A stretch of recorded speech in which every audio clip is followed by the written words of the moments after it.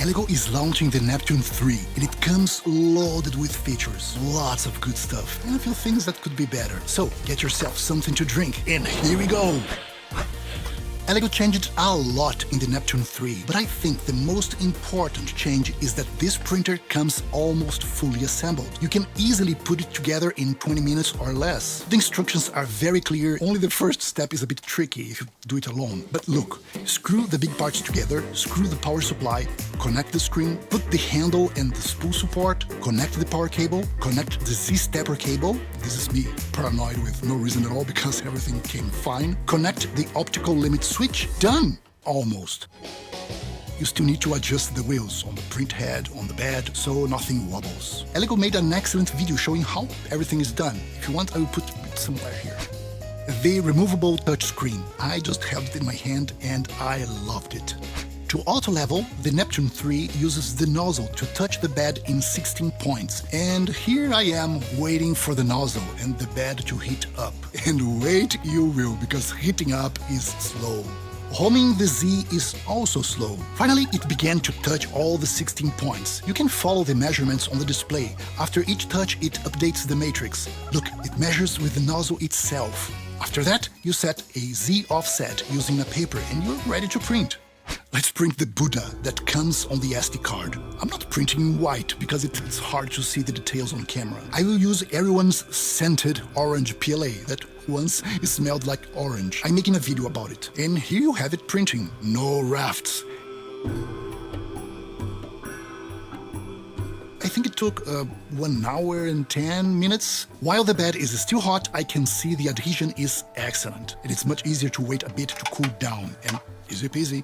This is exactly the build surface I like the most. Texture PEI on a flexible steel sheet on a magnetic bed. It should be very durable. I have a similar PEI plate that took a lot of abuse, so keep in mind that this is a consumable. Any steel sheet will work perfectly on the Neptune 3. I don't recommend the magnetic sheets because it's very hard to find one that the magnetic patterns match your printer. Here's the Buddha that we printed. Isn't it nice? I printed it again on silk PLA, shiny. Yeah, very cool print. But here's the secret. The Buddha is a fail-proof model. It has no overhangs, no sharp corners, so no ghosting, no stringing. Let's print a Benchy. The filament sensor is a smart sensor. Most sensors detect if the filament breaks or if the spool ends, but this one also detects if the filament jams or clogs. That's all great. Pushing the filament inside the sensor is a bit hard. Lost in Tech made an excellent video showing how it works and why it is hard to push. I wish there was a lever or a button to press and make it easier to push the filament through. The double gear extruder has a really strong grip. Don't laugh, but what I really liked about this design is that the tiny teeth are exposed. It is very easy to clean them with a brush. And if you see plastic dust on them, you need to clean. What else? Adjustable belt tensioners. I think every printer should have them.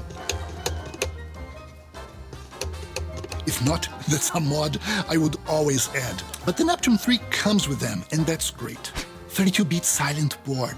That's true. You can barely hear the stepper motors because the fans are very loud.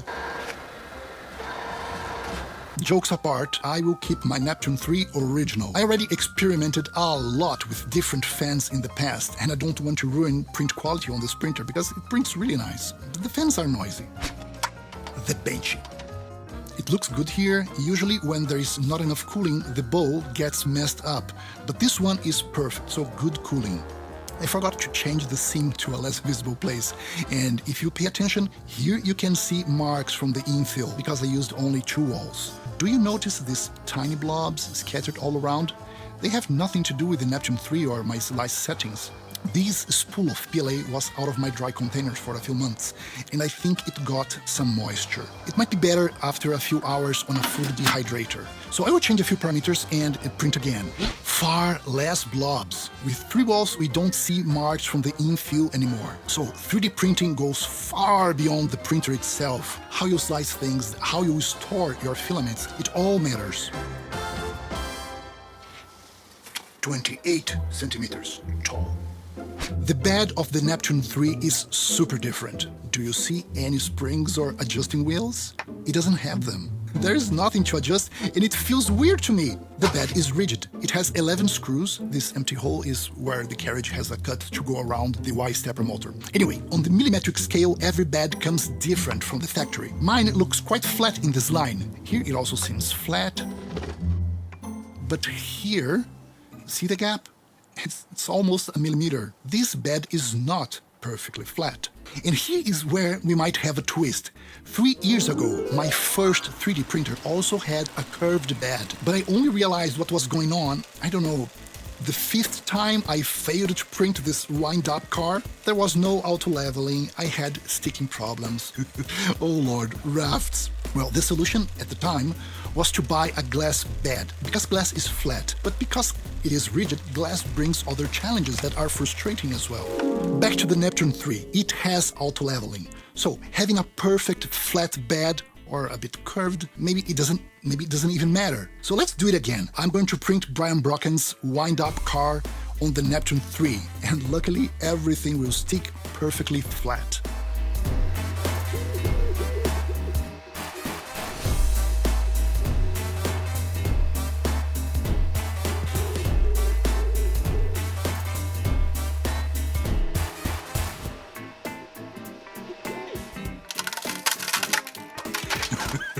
Couldn't it be any easier? I would just cut these, and why didn't I print them loose? And pink, please. And pink. So, fixed bed is... it works. It is a frustration-free experience.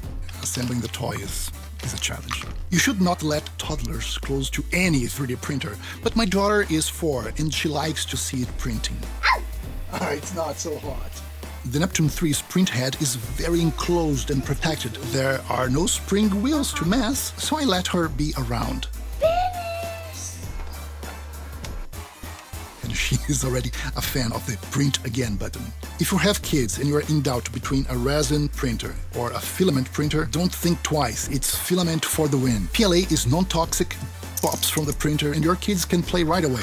3D printing can be overwhelming, but the Neptune 3 is a delightful printer. Super easy to set up, auto-leveling, sensors, and the price. I'll put the links in the description. Thanks again for watching to the end. You guys are the best. Yes, you're a bit noisy, but I am making a beautiful little house for you with colorful lights and sound insulation. You will love it.